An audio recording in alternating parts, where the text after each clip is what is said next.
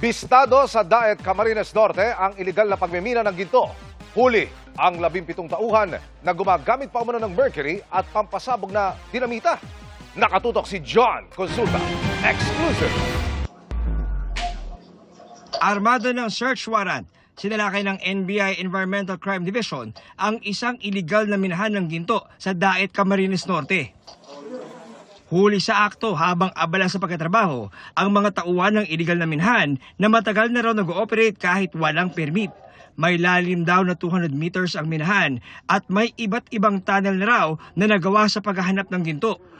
Arestado ang 17 tauhan ng minahan. Kumpiskado naman ang 9 na milyong pisong halaga ng heavy equipment at mga maladyole na laki ng mga naprosesong ginto. Kinumpiska rin ang hawak na kemikal ng grupo na mercury at pampasabog na dinamita na walang permit. Delikado ito kasi kaya nire-regulate ng batas to kasi ang paggamit nito dapat ay marunong ang gumagamit sapagkat maaaring magdulot ng sakuna at pinsala at maaaring magdulot pa ng pagkamatay ng mga gumagamit dito kung wala itong paalam. Sinusubukan pa ng GMA News na makuha ang panig ng mga naaresto. Kinasuhan na ng paglabag sa Philippine Mining Act ang mga inaresto at may-ari ng minahan. John Consulta, Nakatutok, 24 Oras. Pumasok na nga ng walang paalam sa isang bahay, naaktuhan pang nakikiligo roon ang isang lalaki sa Tarlac City. Nakatutok si Sandy Salvacio mula sa GMA Regional TV. Walang saplot na naliligo sa isang bahay sa Barangay San Vicente, Tarlac City ang lalaking ito nang abutan ng pulisya pasado alas 5 ng umaga nitong Martes. Ang lalaki hindi nakatira sa bahay. Nabulabog ang mga tunay na nakatira sa bahay kaya nagpasaklolo sa mga otoridad. Hindi po nila napansin. Nakita na po nila sa loob ng banyo kaya humingi po ng assistance yung may bahay sa barangay at sa PNP. Wala naman daw na walang gamit sa bahay. Sa investigasyon ng pulisya, hinihinalang may kapansanan sa pag-iisip ang lalaki. Ganito rin daw ang sinasabi ng ilang nakakakilala sa kanya. Dahil dito, hindi na nagsampa ng reklamo ang mga may-ari ng bahay kaugnay sa insidente. Ngunit kinabukasan, July 15, muling inaresto ng mga pulis ang parehong lalaki na inireklamo naman sa umunoy panghihipo sa isang minor de edad na babaeng estudyante. Bali may sinundan po siya mga estudyante, ma'am, na naglalakad pa uwi po. Mga ilang minuto po, ma'am. Binilisan po ng mga estudyante naglalakad. Tapos nandun na po siya sa bahay. Niyakap po siya mahigpit tapos hinawakan po yung buttocks niya po. Nasa kustudiyan ng Tarlac City Police ang lalaki at nahaharap sa kaukulang reklamo. Wala pa siyang pahayag at mga kaanak nito. Mula sa GMA Regional TV, Sandy Salvacio, Nakatutok, 24 Oras.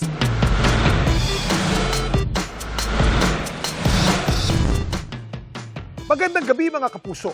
Ako po inyong Kuya Kim na magbibigay sa inyo ng trivia sa likod ng mga trending na balita. Ang mga bata mula sa Isabela may nahanap hindi mga bagong kalaro kundi isang pugad na may mga itlog. Itlog ng anong hayop kaya ang kanilang namataan?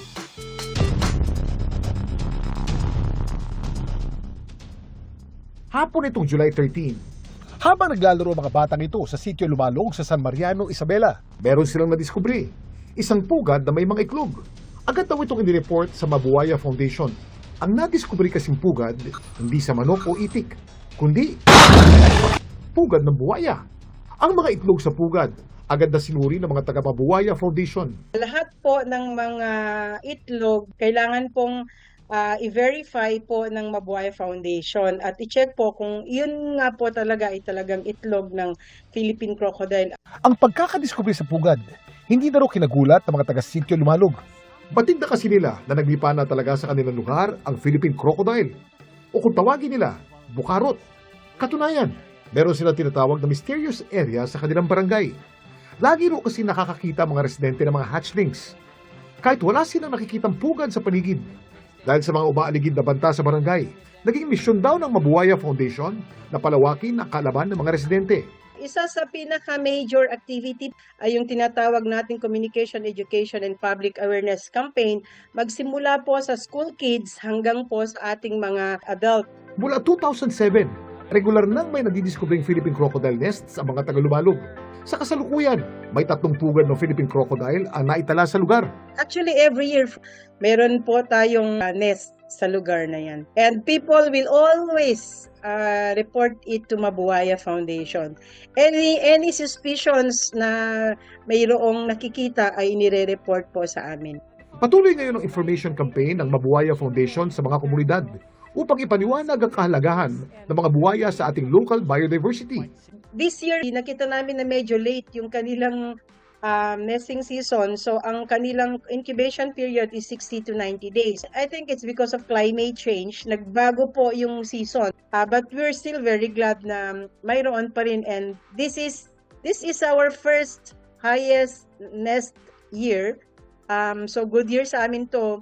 Hoping na all 7 nests will be hatched. Sakali naman makakita rin kayo ng pugad na buwaya, ano ba ang dapat gawin at tandaan? Kuya Kim, ano na? Kung makakita kayo ng pugad ng buwaya, pinakamahalagang tandaan na huwag itong lalapitan o gagambalahin at huwag niyong hahawakan o kukunin ang mga itlog. Napaka-protective kasi ng mga inang buwaya sa kanilang mga pugad at maaari silang umatake kapag may naramdaman silang banta. Lumayo agad sa lugar. Balaan yung ibang mga tao at iulat agad ang insidente sa mga otoridad. Tandaan, ang mga buwaya mahalagang bahagi ng ating kalikasan. Ang pagrespeto sa kanilang tahanan hindi lang para sa ating kaligtasan kundi para rin sa kanilang conservation. Samantala, para malaman ang trivia sa likod ng viral na balita, i-post o i-comment lang, #Kuya Kim, ano na? Laging tandaan, importante ang may alam. Ako po si Kuya Kim at sagot ko kayo 24 oras.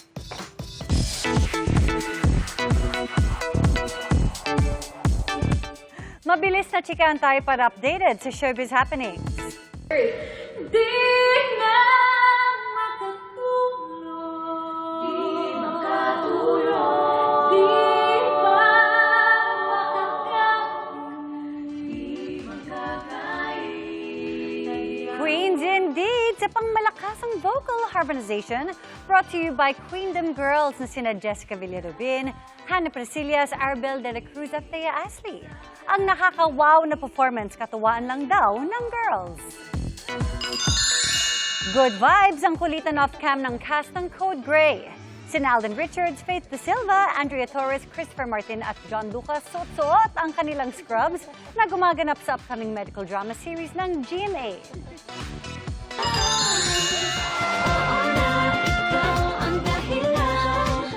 Caprice meets Yumi, yan ang unexpected collab ng girls na sumayaw pa sa hit song ng Yumi na Ikaw ang Dahilan.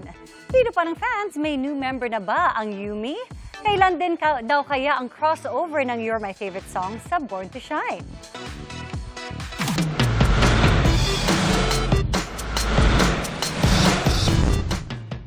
Magandang gabi mga kapuso. Ako po inyong Kuya Kim na magbibigay sa inyo ng trivia sa likod ng mga trending na balita.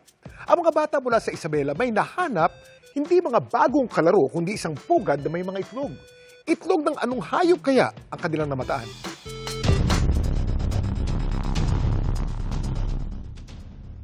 Hapon itong July 13. Habang naglalaro ang mga batang ito sa sitio Lumalog sa San Mariano, Isabela, meron silang nadiskubre. Isang pugad na may mga itlog. Agad daw itong inireport sa Mabuaya Foundation. Ang nadiskubre kasing pugad, hindi sa manok o itik, kundi pugad ng buwaya.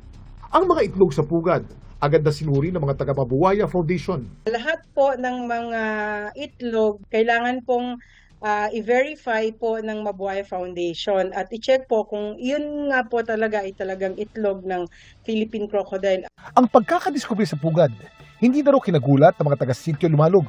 Batid na kasi nila na naglipa na talaga sa kanilang lugar ang Philippine crocodile o kung tawagin nila, bukarot. Katunayan, meron silang tinatawag na mysterious area sa kanilang barangay. Lagi ro kasi nakakakita mga residente ng mga hatchlings. Kahit wala silang nakikitang pugad sa paligid. Dahil sa mga umaaligid na banta sa barangay, naging misyon daw ng Mabuaya Foundation na palawakin ang kaalaman ng mga residente. Isa sa pinaka-major activity ay yung tinatawag nating Communication, Education, and Public Awareness Campaign. Magsimula po sa school kids hanggang po sa ating mga adult. Mula 2007, Regular nang may nadidiskubring Philippine crocodile nests sa mga taga-Lumalog. Sa kasalukuyan, may 3 pugad ng Philippine crocodile ang naitala sa lugar. Actually, every year, meron po tayong nest sa lugar na yan. And people will always report it to Mabuaya Foundation. Any suspicions na mayroong nakikita ay inire-report po sa amin. Patuloy ngayon ang information campaign ng Mabuaya Foundation sa mga komunidad upang ipaniwanag ang kahalagahan ng mga buwaya sa ating local biodiversity. This year, nakita namin na medyo late yung kanilang nesting season. So, ang kanilang incubation period is 60 to 90 days. I think it's because of climate change. Nagbago po yung season. But we're still very glad na mayroon pa rin. And this is our first highest nest year. So, good year sa amin to.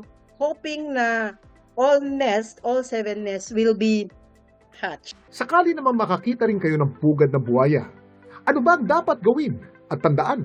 Kuya Kim, ano na? Kung makakita kayo ng pugad ng buhaya, pinakamahalagang tandaan na huwag itong lalapitan o gagambalahin at huwag niyong hahawakan o kukunin ang mga itlog. Napaka-protective kasi ng mga inang buhaya sa kanilang mga pugad at maaari silang umatake kapag may naramdaman silang banta. Lumayo agad sa lugar. Balaan yung ibang mga tao at iulat agad ang insidente sa mga otoridad. Tandaan, ang mga buhaya mahalagang bahagi ng ating kalikasan. Ang pagrespeto sa kanilang tahanan, hindi lang para sa ating kaligtasan, kundi para rin sa kanilang conservation. Samantala, para malaman ang trivia sa likod ng viral na balita, post o comment lang, #Kuya Kim, ano na? Laging tandaan, importante ang may alam. Ako po si Kuya Kim at sagot ko kayo, 24 oras. Patay ang isang lalaki matapos barilin sa harap ng paaralan sa Teresa sa Rizal. Ang itinuturong suspect, gwardiya sa naturang paaralan na nakaalitan umano ng biktima dahil sa pagsundo ng anak. Nakatutok si Bam Alegre. Magdamag na bantay sarado ng mga barangay tanod ang paaralang ito sa barangay Prinsa, Teresa Rizal matapos ang pamamaril rito pasado alas 4 ng hapon kahapon. Dead on the spot ang isang lalaki matapos barilin sa ulo ng isang gunman na agad tumakas sa crime scene ayon sa investigasyon ng pulisya. Ang biktima, isang 30-year-old na foreman sa construction site. Sa isang viral video, kita ang nakahandusay na katawan ng biktima habang balisa ang kanyang partner sa tabi. Karga ang kanilang sanggol na anak. Sa ating likuran, ito mismo yung pinangyarihan ng krimen. At dahil dito, para sa araw ng Biyernes, nag-shift muna yung pasok ng mga mag-aaral sa modular learning. Sa magdamag naman, nakabantay ang mga otoridad. May tumawag sa amin na meron nga daw na baril dito sa harap ng school, sa gate. At agad kaming nagresponde kasama ang aming kapitan at mga kagawad at lalo na ang mga tanod. Ang ginawa nila, na-disperse yung mga tao at lalo na yung mga bata na nagkaroon ng trauma. Nasaksihan ng isang empleyado ng paaralan ang pangyayari. Aba, talagang nanginginig po ang katawan rin. Kahit po ako malaking gantong kungkoy. Pero iba po talaga magkataon talaga. Ng personal mong nakita. Wala po akong alam at kung nga po ako panggabi. Hindi ko po alam ang kanila kung sila may hidwaan man o nagkaanuhan. Pangkaraniwan po naman kasi sa ganyan. Nagtatalo sa mga ano po ng principal namin. Yung pong mga nayano ng principal namin na ang ano po sa amin ng principal, hindi na po pwedeng pumasok ang magulang. Hanggang dyan lang po sa gate. Siguro po, sinita nung kasama kong gwardiya. Hindi po nagustuhan siguro nung biktima. Siguro nagkaroon po sa konting pagtatalo. Ayon sa kapatid ng biktima, security guard sa paaralan ng suspect sa pamamaril. Nagkaroon ng alita noong mga nakaraang araw ang kapatid niya at ang gwardiya dahil bawal daw pumasok ang mga magulang sa school. Pero hindi nila maintindihan kasi nagkaayos na raw ang dalawa. Pero biglang ginantihan pa rin daw ng gwardiya ang kanyang kapatid. Yung pangyayari po ngayon, nung una po, as in kinilyon na po yung una yung kapatid ko. Kinilyuhan niya ng gwardiya. Yun din po yung bumaril ng suspect ngayon din. Eh di parang naging okay po, pasensya. Kasi yung hindi naman po na yung nagsalubong yung para sa init ng ulo nila o para nagpasensyahan sila. Parang tinrider siya eh. Yun na po nangyari doon eh. Kumbaga kanina pong hapon, susundin niya yung anak niyang babae. Pangalawa, susunduin niya. Habang kalong-kalong yung bata, nilalaro-laro ng kapatid ko yung bata. Balit binaral siya dito sa kaban ng kanan eh. Hustisya ang panawagan niya para sa pinaslang na kapatid na may naulilang 3 anak. Kami po nakikiusap sa mga hepe ng pulisya dito po sa ng Teresa, sana po mahuli, mabigyan ng hustisya ang pagkamatay ng kapatid ko po. Kasi hindi niya deserve na mamatay ngayon eh. Kasi marami pa siyang plano sa amin, magkakapatid at sa mga pamilya niya, lalong-lalo na sa mga anak niya. Tatlo po ang anak niya. Ayon sa pulisya, nagpapatuloy ang hot pursuit para sa suspect, pati ang investigasyon sa nangyaring krimen. Bam Alegre, nakatutok, 24 oras. Binansag ang lugar ng matatapang pero at home si Dudu Madrid sa Tondo, Maynila na main setting ng upcoming action series niyang Hari ng Tondo. Sa kabilang araw ng mga intense na eksena, pantanggal ng pagod ang masayang makipakikisama sa mga taga-Tondo. Makichika kay Nelson Canlas. Puno ng aksyon at bakbakan sa Bilibid. Ramdam ang intense action sa upcoming action drama series na Hari ng Tondo base sa ilang video at larawan na ibinahagi sa IG ni Ruru Madrid. Pagod is real daw para kay Ruru lalo't matinding effort ang kanyang ibinibigay. Pero malaking bagay daw ang pakikisama ng mga taga-Tondo to ease the stresses of a usual taping day. At home na nga raw siya sa Tondo kung saan nagiging close na siya sa mga residente doon.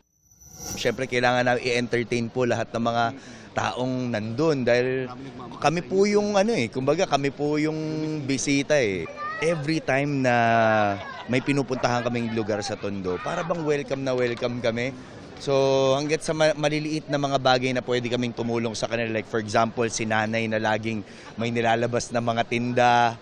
Tapos ginagawa ko, pinapakiyaw ko yung mga tinda niya, tapos pamimigay ko sa set. Kasi parang in that way, kahit paano nakakatulong tayo sa mga nandun na residente na kumbaga naiistorbo natin. Matindi rin ang mga eksena ni Rocco Nasino na gaganap bilang kontrabida ng serye. At para maging mas makatotohanan ang kanyang pagganap, stay away muna siya sa pakikisama sa mga kaibigan niya sa set. Nagtatry ako ng something different. Since ine-enjoy ko yung pagiging kontrabida, na ilalaro ko yung characters. Sabi ko, try ko nga na medyo i-distance yung sarili ko sa kanila. Baka mailabas yan sa characters. Kaibigan mo naman? Naman. Nasabihan din, kaya alam naman nila. Makulit kasi ako eh. Since, lalo na kapag kaibigan ko, makulit ako. Talagang lalaruin ko yung time na meron tayo, makipagkwentuhan tayo. Baka lang mawala yung essence ng ano. Nelson Canlas, updated sa Showbiz Happenings. Tinanggi ng ilang pamilya ng nawawalang mga sabungero na nagpapabayad sila kapalit ng hindi pagdalo sa mga pagdinig. Nagsumiti sila ng kontra salaysay sa Department of Justice kung saan itinanggi nila ang alegasyong yan ng iba pang pamilya ng mga nawawala. Gate nila, tuloy pa rin ang paglaban nila sa kaso at hindi sila nagpapabayad para iatras ito. Nitong Mayo, nagsampa ng reklamong obstruction of justice ang isa sa mga kaanak ng nawawala laban sa abogado ni Atong Ang na si Attorney Caroline Cruz at 3 iba pa. Paratang niya, nakakatanggap daw ang ibang pamilya ng 20 hanggang 40,000 piso kada buwan. Ramdam na ramdam ang Kapuso Network sa amang panig ng mundo at sa anumang platform. Nagtala rin ang GMA Network ng mas mataas na revenue at earning sa ika-75 anibersaryo nito noong nakaraang taon. At nakatutok si Bernadette Reyes. Mas mataas na revenue at earnings ang iniulat ng GMA Network noong 2025, ang ika-75 anibersaryo ng network habang patuloy na namamayagpag Mapa TV, radio, film at digital platform. Ito ang ibinalita ni GMA President and Chief Executive Officer Gilberto Arduavit Jr. sa annual stockholders meeting kanina. We retained our position as the dominant TV broadcast network in the country once again. The year 2025 was a milestone year as the network marked its 75th anniversary, celebrating decades of service to millions of Filipinos across generations while braving challenges and change. Nitong 2025, tumaas ng 3% ang net consolidated revenue at nagtala ng 6.39% increase sa consolidated net income na naging 2.197 billion pesos. Noong 2025, nanguna ang GMA sa People Ratings at People Audience Shares sa Nielsen National Urban Television Audience Measurement o NUTAM.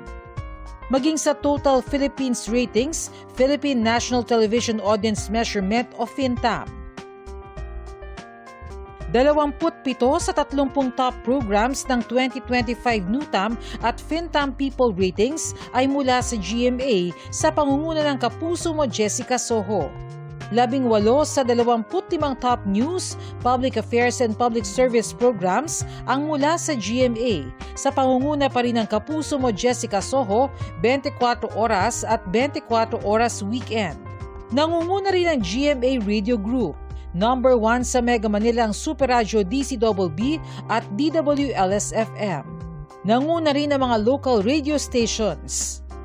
Binida rin ni Duavit ang patuloy na pagpapalawak at pagpapalakas ng digital presence ng GMA. As audiences turn to digital platforms for information and entertainment, so do we continue to increase and strengthen our digital presence. Sa buong 2025, nanguna ang GMA sa lahat ng media at entertainment company sa Southeast Asia at sa Pilipinas base sa Tubular Labs Leaderboard, bata ito sa aggregate views sa iba't ibang social media platforms.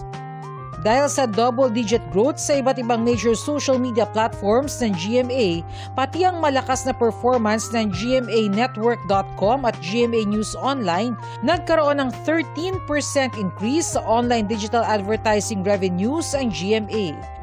Patuloy rin ang pagpapalakas ng GMA ng pagpoproduce ng pelikula sa pamamagitan ng GMA Pictures. Kasunod ng pagpapalabas ng mga pelikula sa mga sinihan, film festival at streaming platforms, nakatakdang ipalabas ngayong 2026 ang isang epic drama at 2 pelikula mula sa mga nasa likod ng matagumpay na pelikulang Green Bones. We will continue to evolve, innovate, and strengthen our presence across every platform, driven by our commitment to excellence and our aspiration to better serve our audiences and stakeholders. Inihalal din sa stockholders meeting ang 2 bagong independent directors sa GMA Network Board, sina retired Supreme Court Chief Justice Reynato S. Puno at isa sa mga pinagkakatiwalaang investment banking executives na si Enrico S. Cruz. Nagpasalamat si Duavit sa shareholders, advertisers, partners at kapuso audience sa patuloy nilang pagsuporta sa GMA. Through and because of you, GMA will remain steadfast in its commitment to serbisyong totoo and to remaining forever one with the Filipino. Bernadette Reyes, Nakatutok, 24 Oras. Sumasailalim na sa fact-finding investigation ng Office of the Ombudsman ang ilang kongresista na idinadawit sa maanomalya umanong flood control projects. Kabilang dyan si dating House Speaker Martin Romualdez, na posible raw irekomenda na pakasuhan ng plunder. Nakatutok si Joseph Moro. Mahiya naman kayo. Mag-iisang taon na magbabala si Pangulong Bongbong Marcos sa mga mambabatas sa pakikialam sa budget na napupunta lamang sa mga maanumalyang flood control projects. Aminado si Ombudsman Jesus Crispin Remulla, bagamat umuusad daw hindi mabilis ang pag-iimbestiga at paghahain ng mga kaso kaugnay ng mga flood control project. Ang kalaban namin dito, the people with who have the best lawyers money can buy.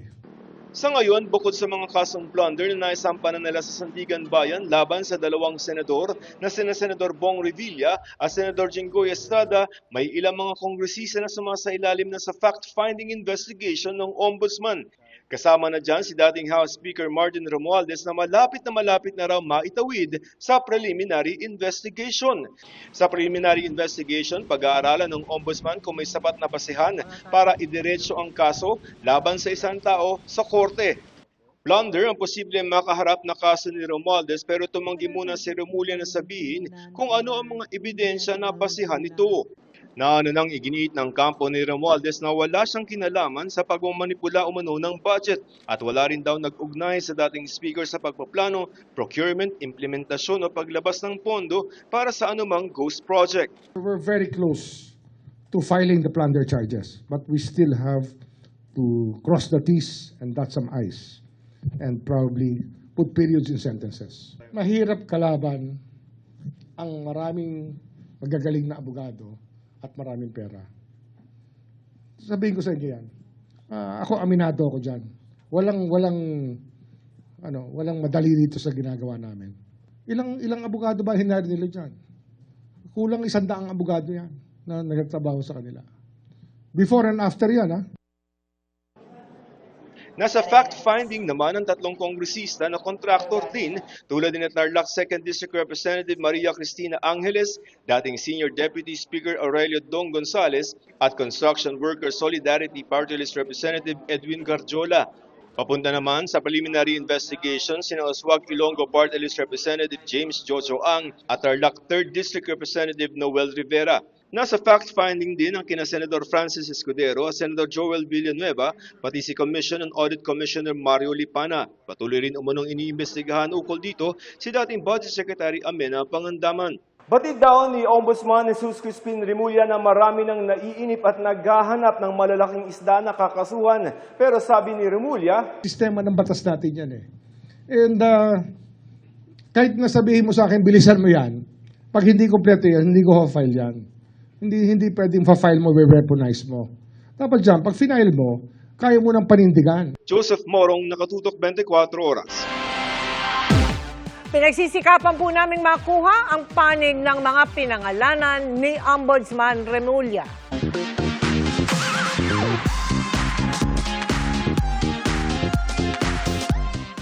Ika nga, nasa Diyos ang awa, nasa tao ang gawa. Ang panalangin sinabayan ng pagsisikap at pag-aaral ng mabuti. Kombo, patungong tagumpay ng 18 taong gulang na estudyante mula sa La Union. Mga kapuso, hindi lang kasi simpleng scholarship abroad ang kanyang natanggap, kundi full scholarship sa isang prestiyosong universidad. Kung paano niya nakamit ang inakalang suntok sa buwan na pangarap, alamin sa pagtutok ni Jasmine Gabriel Galban ng GMA Regional TV. Dream come true para sa 18 anyos na estudyanteng si Rhea Shoho mula sa Cabala Union ang makatanggap ng full-ride scholarship sa Harvard University. Nagsimula raw ang kanyang journey to Harvard nung nasa Oklahoma siya para sa 5-week summer science program. Hinikayat daw siya ng kanyang mga nakasama sa research na mag-apply ng scholarship abroad at makalipas ng ilang buwang paghihintay, nakatanggap siya ng magandang balita. Nung day before nung admission decisions, nandun po ako sa church, nagpa-pray po ako na, Lord, bigyan niyo na po sa akin to. So, nung nakita ko yung sa Harvard, parang sumisigaw ako, oh my God, ganun. Tapos sinabi ko na po sa friends ko and sa family ko. Nakatulong din daw sa kanya ang paglalaro ng isang mobile game. Nagsimula siyang maglaro nito nung pandemya. Yun yung ginagamit ko every time na may free time ako. Naglalaro lang po ako para, break from my ACADS, ganun. Tapos nalagay ko rin po siya sa ilang essays ko sa applications ko. And I think it added personality naman to my application. Very proud ang mga kaanak ni Rhea sa kanyang nakamit na scholarship. Very proud ako at natupad yung mga pangarap niya. Dahil nung maliit pa sila, tinatanong ko, where do you want to go in college? I want to go to Harvard. Proud na proud ako sa apo ko, ma'am. Kasi masubukan niyang mag-aral sa Harvard. Tapos support naman kami sa kanya. Cellphone technician ang ama ni Rhea. Ulila naman siya sa ina. Ang akala niyang suntok sa buwan na pangarap, posible raw pala. Basta't may pagsisikap, determinasyon at pananalig sa Panginoon. Double major in chemistry and economics ang kursong pupuri ni Rhea sa Harvard. Lilipad siya pa Amerika sa susunod na buwan. Mula sa GMA Regional TV, Jasmine Gabriel Galban, Nakatutok 24 Oras.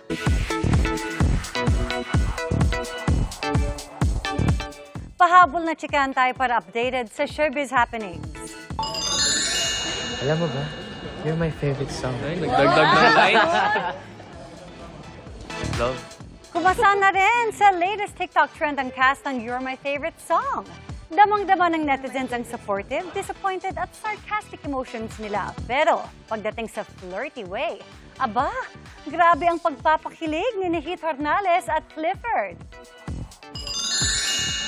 Busy as a si Khalil Ramos na present sa launch ng isang food magazine sa Quezon City. Abala rin si Khalil sa upcoming series na Honor Thy Mother at pelikulang Saving Cherry kasama si Barbie Fortesa. Very cute ang atake ng playdate ni Sienna Stevens at Zia Dantes. From painting to baking, magkasama ang dalawang girls at present din si Daddy Ding Dong Dantes.